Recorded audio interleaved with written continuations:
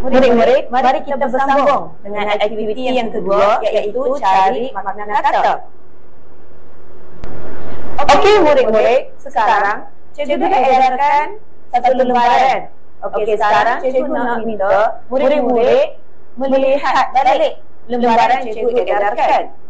Okey, cuba kamu melihat dalam lembaran tersebut ada perkataan-perkataan yang bergaris. Mari kita bersama-sama menyelesaikan perkataan-perkataan tersebut.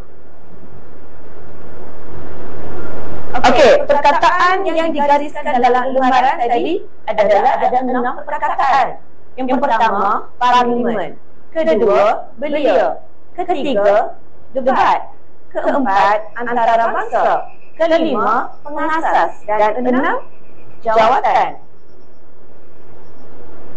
Baik murid-murid, sekarang murid-murid boleh mula mencari maksud dengan menggunakan nama web Pusat Rujukan Suratan Melayu Dewan Bahasa dan Pustaka.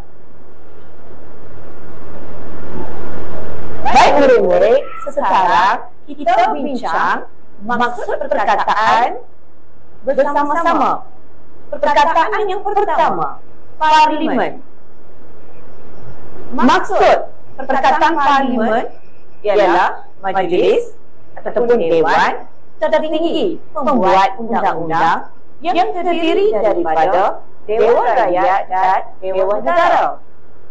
Parlimen juga bertanggungjawab untuk mengubah dan meluluskan undang-undang serta memeriksa dasar-dasar kerajaan. Faham ke murid? Kita teruskan dengan perkataan yang kedua. Belia. Maksud belia ialah golongan muda atau orang muda. Secara amnya dalam lingkungan usia remaja hingga dewasa. Umur belia masih ditakdirkan dari umur 15 hingga 40 tahun. Kita teruskan dengan perkataan yang ketiga, iaitu debat. Maksud debat ialah perbahasan atau pertukaran pendapat antara dua pihak mengenai isu, biasanya dengan ujar yang bertentangan. Semua murid dapat faham? Kita teruskan dengan perkataan keempat, antarabangsa.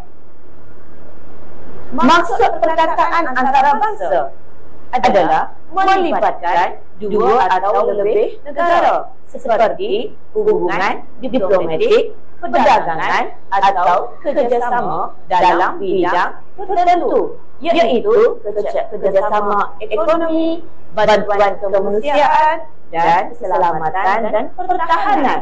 Contoh kerjasama ekonomi antara negara Malaysia dengan China. Perkataan yang kelima, pengasas.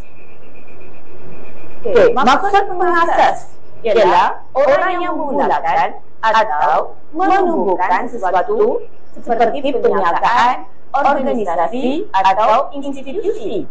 Contoh pengasas Total Holding Berhad iaitu Tun Dr. Mahathir Mohamad dan Syarikat Penerbangan Asia Tan Sri Tony Fernandes dan Datuk Kamaluddin Maranun. Okey murid-murid, kita teruskan dengan perkataan terakhir, iaitu jawatan. Maksud jawatan ialah kedudukan dalam pekerjaan atau organisasi yang menentukan tugas dan tanggungjawab seseorang, seperti ketua pengarah, pegawai pentadbiran, guru, jurutera, polis dan doktor, seterusnya penguam. Semua murid faham ke maksud perkataan-perkataan yang disenaraikan dalam lembaran tadi? Baik, bagus. Kita teruskan dengan aktiviti yang ketiga selepas ini.